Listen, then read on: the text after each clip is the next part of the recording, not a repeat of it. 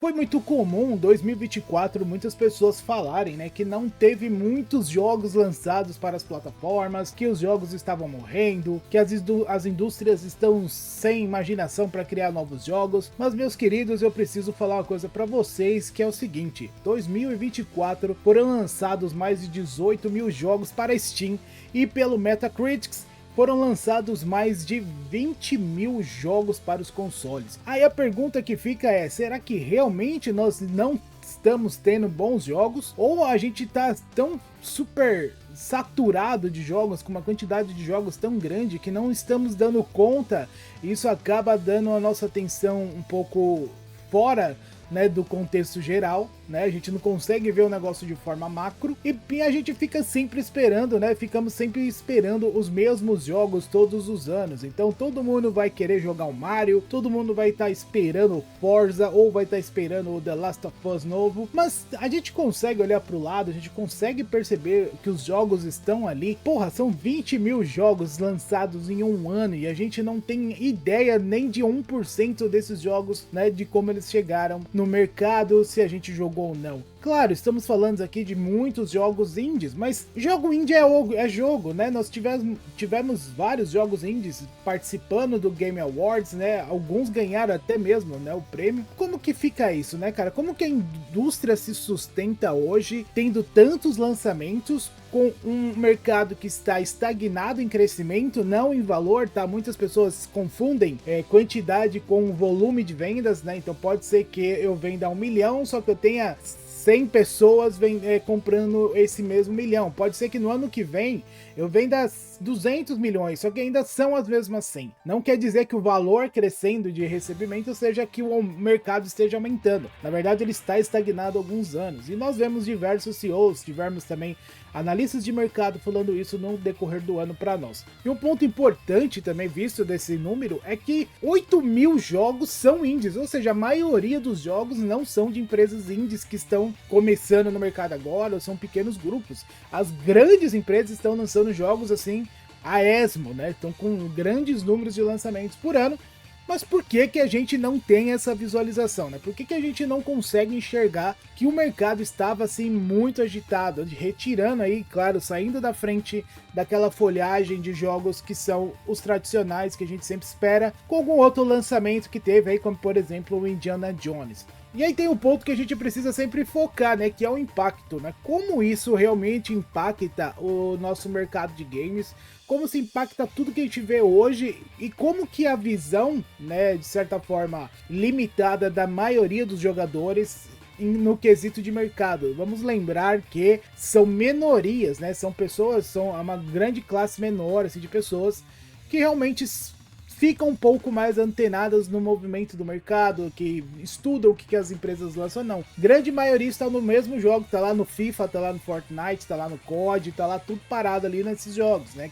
Não é nada de ruim, mas são poucas pessoas mesmo, poucos, né, jogadores que se aprofundam mais e às vezes não, e são os que percebem mais essas movimentações e esses riscos. E a gente começando a falar um pouco dos impactos, que é a própria saturação do mercado, né? Diferente de 1983, que foi o crash dos videogames nos Estados Unidos, lembrando sempre, Japão e Europa estavam de boa, o mercado começou a ficar muito saturado com muitos jogos ruins, não tinha uma qualidade, um controle de qualidade dos jogos que eram lançados ali para os 665 versões do Atari, né, e das concorrentes que faziam o Atari dela. Então isso teve um problema na época, né, de falar, porra, videogame só tem porcaria, né, não é uma coisa legal, é um papa-dinheiro aí absurdo. Foi onde começou a ter esse problema e foi quando a Nintendo, né, apareceu com o seu NES e resolveu o mercado lá dos Estados Unidos, colocando assim um filtro muito grande, né, nos jogos que seriam lançados. As empresas tinham um número limite de jogos que poderiam ser lançados para aquele console, né, sendo delas. Algumas empresas até criaram outra empresa para poder, né, lançar mais jogos, mas era uma regra bem restrita, né, ali da Nintendo nos Estados Unidos, justamente para evitar esse problema que teve com o Atari. E dito isso, da saturação, a gente tem alguns problemas que são os focais sobre esse tema, que seria a dificuldade de se destacar, né? Nós temos consoles aí, jogos saindo a milhão,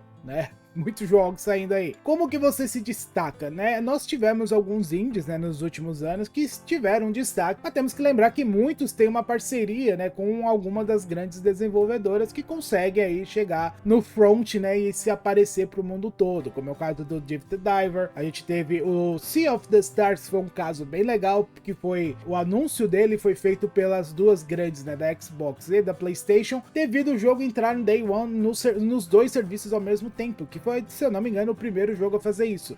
Então ele ganhou esse destaque por causa disso e conseguiu ganhar os holofotes e chegar até o GOT, né? Chegar até o Game Awards como um dos favoritos até na parte de RPG. Chegou como um dos favoritos, mas tinha Baldur's Gate no caminho, né? Então vai ficar muito difícil pro Baldur's Gate não levar essa. Temos esse problema, né? De dificuldade de se destacar. O menor ciclo de vida dos jogos, eu acho que isso pode impactar também. Então, por exemplo, você começou a jogar o Sea of Stars lá, e um jogo grande até. Então você tá no RPG e tal, aí você fala, pô, tô aqui no indie, mas eu tô esperando sair o Assassin's Creed Shadows, vai sair amanhã. Se tudo acabou o Sea of Shadows e você realmente quer jogar o Shadows, você vai baixar o Shadows e jogar, sabe? Então você vai acabar deixando o Sea of Stars do lado. Mas quando você estiver acabando o Shadows, se você não for uma pessoa muito controlada, você vai acabar indo pro Forza 7, que vai sair junto no momento que você acabar o Shadows. Ou vai lançar o outro jogo, e com isso ele vai te levando pra frente, porque você tem jogos mainstream que você estava esperando já para começar a jogar, enquanto, né, o Sea of Stars ele serviu ali de tapa-buraco durante essa espera. E isso acontece com muitos jogos indies. Não no meu caso, né, eu tenho um controle bom do que eu jogo, mas muitas pessoas falam, deixei o jogo lá, o que eu peguei baratinho, ou indie que ia começar, eu deixei porque ia sair não sei o que e nunca mais voltou. Isso é muito normal nas conversas, inclusive nas perguntas que a gente fez pro pessoal do canal, acontece muito. Então é um pouco do problema da saturação, não dá tempo do jogo, né, sair pro outro sair, como tem empresa que canibaliza as próprias marcas. Eu acho que quem faz muito isso, a Nintendo faz isso às vezes, apesar de ser público diferente, né? Você lançar um Zelda e um Mario junto, dá um problema para quem joga os dois, né? Mas apesar que tem público diferente, mas eu ainda acho que dava para dar um time bem grande entre um e outro. Até mesmo pelo Game Awards, né? O Mario não ganha por causa do Zelda. Porque você vai colocar o Zelda e o Mario para disputar junto é sacanagem pro Mario, né? E acaba acontecendo no final das contas essa desvalorização de mercado, né? Vira uma commodity o jogo, né? Ele vai se tornar algo que vai cair o preço muito rapidamente, ele vai se desvalorizar com uma rapidez muito acelerada e ela precisa derrubar o valor para ficar relevante ainda para as pessoas comprarem, porque está com preço barato. A Ubisoft passa por isso, né? A gente vê que a Ubisoft sofre com essa desvalorização, apesar dela não ser uma empresa com jogos ruins, né? A Ubisoft é uma das minhas empresas favoritas de jogo. Claro que ela caga muito quando vai fazer alguns lançamentos aí com pressa com as coisas e acaba se prejudicando, né? Ela mesmo se prejudica. E a gente que comprou o jogo, né, ali no lançamento, alguma coisa também acaba se prejudicando. Se você jogar o jogo depois de uns meses, o jogo vai estar ótimo e vai estar muito mais barato do que o lançamento. Então a Ubisoft hoje, ela virou uma marca que posso dizer que ela faz jogos por commodity, né? Todo mundo lança, tem aquela galera que vai jogar aquele jogo naquele momento, mas a maioria esmagadora, eu acho que dos jogadores prefere esperar e pagar lá baratinho no jogo da Ubisoft. Então, né, acaba se tornando aí um motivo também de tantos jogos, essa saturação de jogos. Então, nas plataformas de jogos, principalmente quando a gente vem falar de Nintendo, de PlayStation, de Xbox, que tem os próprios jogos, né, Steam também, fica um pouco complicado você disputar quando você tá lançando um jogo seu perto de um grande jogo dessas empresas. Hoje em dia, a gente pode ter uma ajuda, né, vamos dizer assim, da Microsoft, por exemplo, que como ela está partindo para o serviço, para ela é interessante divulgar você, né, de divulgar esse jogo indie que tá aparecendo, mesmo que eu tenha um outro jogo enorme meu aparecendo. No contexto geral de como funciona o mercado de games, na hora que você tá soltando um Homem-Aranha, você não vai soltar mais nada, né, para aquele console, ou nada assim muito perto do que é o Homem-Aranha. A gente vê vários jogos assim, né? A gente teve, por exemplo, o Horizon Zero Dawn, que foi lançado junto com o Elden Ring. Por mais que as duas empresas sejam gigantes, o Elden Ring comeu o Horizon Zero Dawn com farofa, né? Não deu. A propaganda orgânica da galera, e a galera estava esperando muito mais um Elden Ring, né? Um Souls novo, do que estava esperando o Horizon, apesar do Horizon ser um jogão do caramba também. Mas você vê que às vezes tem essa canibalização entre as grandes. Agora você imagina, nesse mês você só ouviu falar de Horizon e de Elden Ring, e o restante? né? E os jogos indies que são totalmente diferentes dessas vibes dos dois jogos, são jogos com outra gameplay, com jogos com histórias diferentes, que agradaria outros públicos, né? E se eu não me engano, em 2022 nós tivemos ainda o lançamento do Sonic Frontier junto com Pokémon e com God of War. Então, né, poucos ficaram em cima ali do jogo do Sonic, por mais que seja uma empresa grande. Eu lembro que na época eu só vi gameplay do Velberan e não vi mais ninguém falando desse jogo. Mas acontece. Ainda assim, novamente, estamos falando de players grandes, né? E os indies? Que indies lançaram em novembro de 2022? Né? Ninguém se lembra, não tem um parâmetro ali para você chegar quando chega esses grandes jogos que todo mundo estava esperando. Ainda mais o Sonic, né? Que mesmo que ele estava disputando ali com Pokémon e com God of War, era o primeiro jogo 3D, né? Depois de não sei quanto tempo, que aparece que todo mundo estava esperando. O primeiro jogo mundo aberto, que trazia várias novidades e diferenças pro ouriço, e acabou aí tendo um destaque bom. Com isso, meu filho, tivemos um destaque praticamente de cada empresa, sendo o Sonic multiplataforma. Então ia ficar difícil ali para um indiezinho conseguir disputar, né? E vendo que o calendário sempre vai fazer muita diferença, outro ponto que realmente faz, né, a gente ficar preocupado é a qualidade de lançamento desses jogos, né? A gente falou ali da Ubisoft e acontece muito. Nós tivemos também o exemplo do Cyberpunk, né, 2077, pela CD Projekt Red, que deu ruim, né? O calendário apertou, eles precisavam lançar aquilo lá, teve treta com o investidor, e o jogo teve que sair do jeito que teve. Isso causa também, esse excesso de jogos no mercado também vai ajudar a causar, né, esses lançamentos com problemas de qualidade e polimento. Muito jogo que a gente vê aí roda melhor no console A e fica uma porcaria no console B, mesmo que tenha algumas distâncias aí de conteúdo, de poder, né, igual o Series X e o Series S, nós vemos que é complicado, né? Então, os caras, eu acredito muito que o mercado até hoje tá um pouco parado, sem muito lançamento. Não é porque não tem jogo, é porque tá todo mundo esperando ver o GTA 6 falar a data exata que vai lançar. O GTA 6 vai mexer muito com a indústria, né? É um jogo enorme, não gosto, mas eu não tenho como falar que não, ele é o principal player hoje de vendas e tudo mais. Então eu acho que todas as empresas, de certa forma, um pouco menos a Nintendo, mas as demais, estão tudo esperando esse jogo sair a data, cara, pra poder saber quando que vai sair. Se o jogo for demorar pra sair, se ele falar assim, não, a gente vai adiar o jogo pra 2026, o que vai ter de empresa fazendo um crush aí pra conseguir correr, entregar jogo esse ano, não vai estar no gibi, tá? Não vai ter muito jogo querendo lançar antes, porque na hora que sair o GTA 6 vai ser uns 3 meses aí de cadência. Mas brincando assim, vamos lembrar, né? Nós somos jogadores um pouco mais intermediários pra hardcore. O cara que é casualzão, ele vai jogar esse GTA aí uns 2 anos aí seguidos e não vai jogar mais nada, sabe? Então é complicado, é bem complicado. Aí isso também pode gerar o quê? Aumento de Early Access, né? Que é aquele, igual a Microsoft vem fazendo muito isso, né, com o pessoal da Bethesda.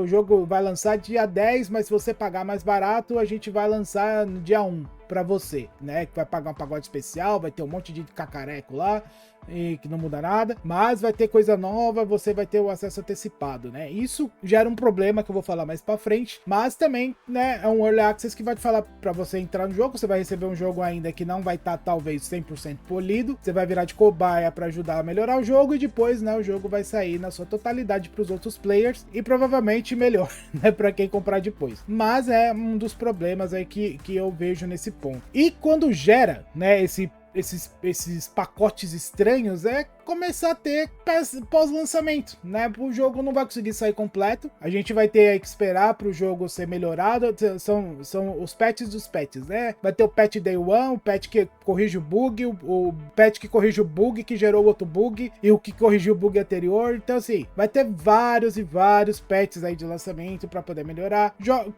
Conteúdos que poderiam ser inclusos dentro de um jogo são depois distribuídos como ou DLC gratuito ou paga, né? Vira uma expansão, e que talvez essa expansão seria melhor ter sido entregue junto com o jogo, tipo o final do Just Cause lá, do Dead Rising, que, né, a gente sabe que foi vendido depois, que a Capcom foi ridícula. E aí isso acaba gerando perda de confiança nas publishers. Quem não ficou puto com a CD Projekt Red, né?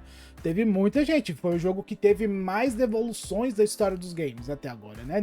Mas nem o No Man's Sky, né, com tudo aquilo, deu problema. No Man's Sky é outro exemplo, né? Prometeu horrores, deve ter tido que, né, lançar o jogo logo para se pagar alguma coisa, e quando foi lançado tava horroroso. E hoje é um dos melhores jogos de serviço que a gente tem por aí. Então isso acaba gerando uma perca de confiança, né? Essa perca de confiança eu vejo muito o pessoal na Ubisoft. A Ubisoft pode fazer hoje o melhor jogo da história. O Shadows pode ser o melhor jogo que vai sair da história dos videogames. A galera vai dar hate de graça, vai continuar brigando, porque são poucas as pessoas que realmente confiam na Ubisoft hoje em dia, infelizmente. Então nós temos esse problema que pode vir advindo também do excesso de jogos, e isso acaba prejudicando tanto a qualidade e o polimento desses jogos. E sabe quem com certeza aparece quando você começa a ter muito jogo lançado, você não consegue comprar todos os jogos, vai ficar no caro sua conta, sua carteira vai pesar. E é um exemplo que muita gente usava com Netflix, né? Quando começou o Netflix, todo mundo usava Netflix, aí começa a HBO, começa não sei o que, começa outro sistema, o Crunchyroll, e vira aquele mar de serviços por assinatura. O que tende a crescer? O crescimento da pirataria, é claro. Você vai ter, não só as empresas vão ter um alto custo de produção, você também vai ter um alto custo para comprar esses jogos. E você imagina você comprando 20 mil jogos, não dá.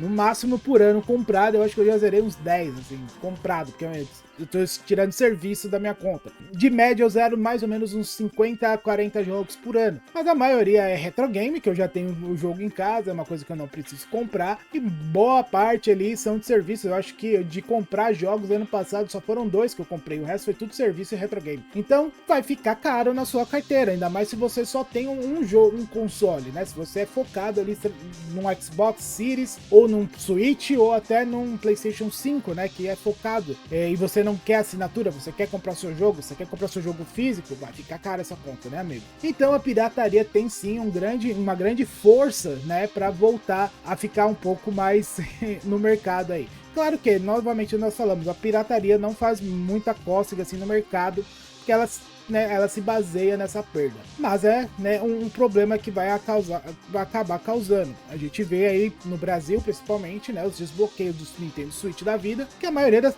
muita gente tem ele desbloqueado, apesar de muita gente comprar, mas é um console que é muito desbloqueado, devido também aos valores, né? Os jogos da Nintendo não abaixam, né? Isso é uma estratégia dela, se é bom ou é ruim, aí vai para cada carteira. Eu acho ruim, porque você não dá muita abertura e muita, vamos dizer assim, acessibilidade para pessoas com menos renda. Não sei se ela tá preocupada com isso, na verdade, porque a gente sabe que o padrão da Nintendo tem um padrão de mercado B para cima. Mas, né, é um ponto. E o que talvez, né, e o que eu venho usando há muito tempo, mostra que se você não for comprar jogo, a melhor alternativa seria o aumento aí dos serviços de assinaturas. Então, para principalmente as indies e para as médias e grandes produtoras de jogos, para aparecer ou estar disponível de uma forma mais fácil, elas acabam entrando ou na Game Pass, ou na PS Plus, ou em outros serviços de assinatura por aí. Eu vou ser muito sincero, hoje a minha principal forma de consumo de jogos da atual geração é sim por assinaturas. Eu assino a Ubi Plus, eu assino a PS Plus quando eu vou jogar, e eu assino também o Xbox Game Pass. E eu não sou de assinar assim 1 ano, 2 anos, não. Eu vou assinar o jogo que eu vou jogar, aí eu cancelo e vou assinar o da outra empresa, porque eu vou jogar o outro jogo. Nesse momento eu estou jogando Avatar Frontiers of Pandora. E também, eu já acabei de zerar o Indiana Jones na Game Pass. Eu desabilitei Game Pass e habilitei a Ubi Plus, né? Porque fica mais barato, e eu não tinha o Avatar no Game Pass. Então eu faço dessa forma, e assim, eu zerei muitos jogos ano passado por causa disso, e economizei uma grana absurda. Se eu fosse comprar cada jogo me paga mais ou menos aí uns 5 a 6 meses da Game Pass. Hoje em dia mais, acho que chega a 7.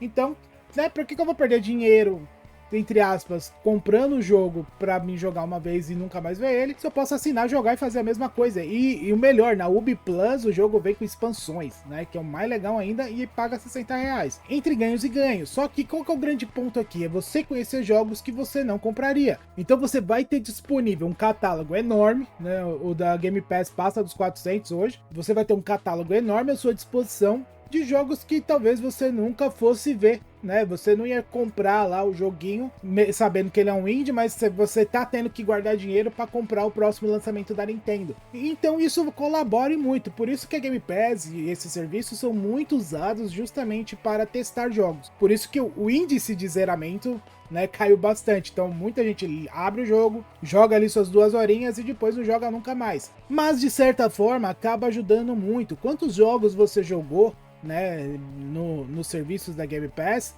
por exemplo, que você nunca jogaria na sua vida? Eu joguei uns indies maravilhosos.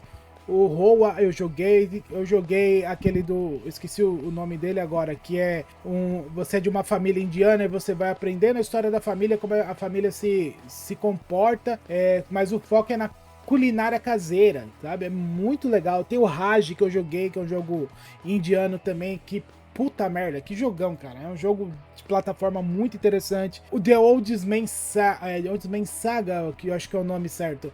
Cara, maravilhoso, sabe? Maravilhoso. E são jogos que eu joguei no serviço, né? Que eu peguei e falei, vamos jogar um indiezinho. O meu bom é que eu me controlo. Eu vou pegar um jogo, eu vou até o final. Eu não sou de ficar trocando jogo. Mas imagina se esses jogos não estivessem lá, eu não ia conhecê-los. Talvez ver um vídeo ou outro, porque apareceu em algum canal que eu acabo assistindo, mas, pô, ia ser muito triste, sabe? Tipo, hoje eu penso, pô, eu tive ótimas experiências com jogos indies porque eu tive um serviço à minha disposição. E isso pode ser também o que vai ser importante para essas empresas menores. Hoje o serviço se torna importante por te dar essa disponibilidade. Nós ainda estamos numa fase de transição e de brigas, né?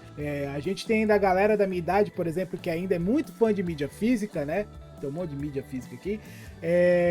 Só que hoje eu não sou muito fã de mídia física. Tem a galera que é muito fã de comprar o jogo digital, né? De ter o jogo em si, principalmente os jogadores de PlayStation 5, a galera do PlayStation, e o jogador de Xbox, cara, não tá nem aí. Ele tá mais querendo que o serviço vire o motherfucker serviço do console, né? Principalmente pra quem tem o Xbox, né? Eu tenho meu Xbox Series S. E pra mim, eu só comprei o Series X praticamente Day One por causa da Game Pass. Eu não comprei por causa dos jogos, é Game Pass. Eu não tenho um problema que eu vou falar aqui logo em seguida, de ter esse negócio de, eu preciso comprar o jogo porque saiu hoje. Eu não tenho nada disso, o meu como é zero, né? Eu posso jogar o Indiana Jones aqui 2 anos. Joguei agora porque eu não tinha nada na minha lista pra jogar. Eu tenho uma lista do que eu vou jogar. E eu já tinha zerado ela no ano. Então eu botei o Indiana Jones lá e joguei. Mas assim, ajuda muito, saca? Então eu vejo que a Game Pass ela vai ganhar uma força por causa disso. Muitos jogos, Game Pass, o B Plus, o PS Plus. Acredito que vamos ter outras empresas lançando o jogo também. Eu acredito muito na Capcom mantendo louco e tendo um serviço. Eu queria muito que a Nintendo tivesse um serviço, mas né, felizmente é a Nintendo. E o que é o problema também para elas é que o royalty é baixo, né? Elas vão ter que se mostrar nesses serviços, porém o que reverte não é tão grande como se revertesse a uma quantidade de venda. E novamente, muita gente vai baixar e não vai zerar esse jogo, né? Então, apesar dela ganhar por download ou ela ganhar por um pacote de amostra, né? Vamos dizer assim, eles vão ter uma conta louca que eles falam, eu acho que venderia tantos na plataforma e a Microsoft paga isso. O royalty é baixo, né? Então elas acabam lançando um jogo tendo em mente um ganho X e às vezes não engajou porque o jogo não conseguiu quebrar essa parede, né? Que vai para uma stream e ele acabou ficando lá largado e né, vai ter que se render um pouco aí, ganhar menos com royalties e aparecer nesses serviços. Isso tudo que eu falei tem esse ponto aqui para mim que é o preocupante. Com o crescimento das redes sociais, com o crescimento dos influencers e criadores de conteúdos, nós tivemos uma nova síndrome, vamos chamar disso, né? Vamos chamar assim, que é o aumento de ansiedade e FOMO dos jogadores. O que é FOMO, Rodrigo? É o Fear of Missing Out, né, que é o medo de ficar de fora, vamos dizer assim. O que é isso? Por exemplo, nós temos muitos criadores de conteúdos de games grandes, enormes lá, Games Edu, Alanzoca, o Edu, muitas pessoas, né, isso não é culpa dos nossos queridos, tem um medo de ficar por fora do que tá acontecendo. Então tem gente, por exemplo, que não consegue ficar fora do celular porque tem que ficar sabendo do que tá acontecendo para ficar informado. Ou, sei lá, o pessoal que assiste o BBB, tá lá assistindo o BBB todo dia porque quer conversar sobre o assunto e não pode ficar de fora. E isso acontece com jogos, né? Infelizmente, isso acontece muito com videogame. E a nossa parte de entretenimento às vezes vem ficando prejudicada por algumas coisas, né? E esse é um ponto que me deixa preocupado. Pensa comigo, você está assistindo o seu BRKS Duo, aquele lindo, e do nada ele começou a jogar o Assassin's Creed Shadows. Eu estou com Assassin's Creed Shadows na cabeça, viu, pessoal? E ele tá lá jogando, falando, aí começou o Alanzoca, aí começou o Zangado, começou o Velberan, aí começou Games Edu, começou o Gameplay J, começou o David Jones, começou todo mundo jogar. E todo mundo falando do jogo, e todo mundo falando que o jogo é incrível, e todo mundo jogo bom, não sei o que, não sei o que. Esse cara vai querer comprar o jogo, meu filho, nem se for pra vender a camiseta, a roupa dele.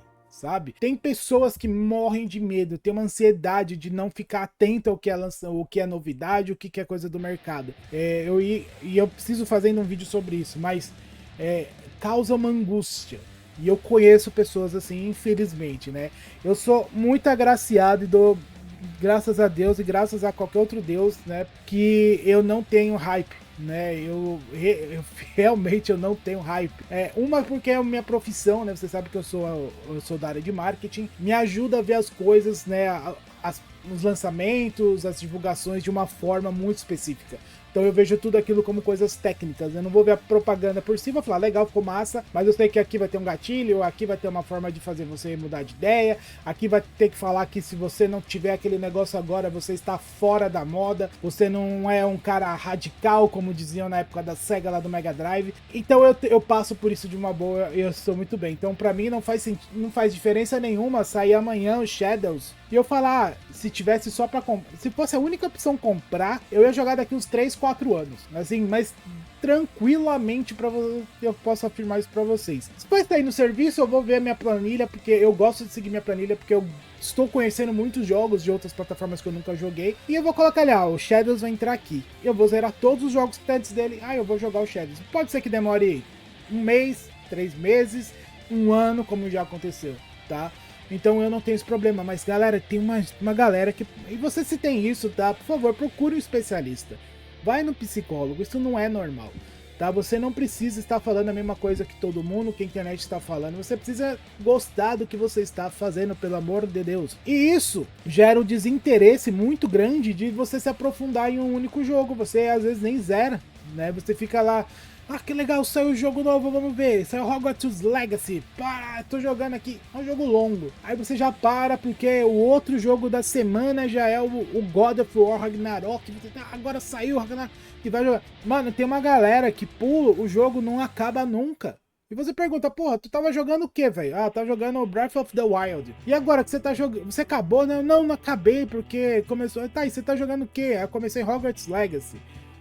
E tá acabando, não, eu acho que eu vou deixar porque vai sair o Cyberpunk e eu quero jogar. Porra, cara, mas por que tu tá comprando o jogo, né? Eu sei que a gente não se mete no dinheiro dos outros, mas chega a ser problemático pra pessoa fazer isso, tá? Ela não consegue focar, ela quer saber o que os outros estão achando, né? Ela quer estar ali por dentro para poder falar com as pessoas que normalmente não sabem nem que ela existe. Então é preocupante, sabe? A FOMO é um negócio preocupante, é uma coisa que eu quero trazer pro canal até em breve, mas eu vou trazer profissionais para vir falar comigo, porque eu não sou psicólogo, né? Nem nada disso. E a gente quer entender um pouco mais a fundo essa questão.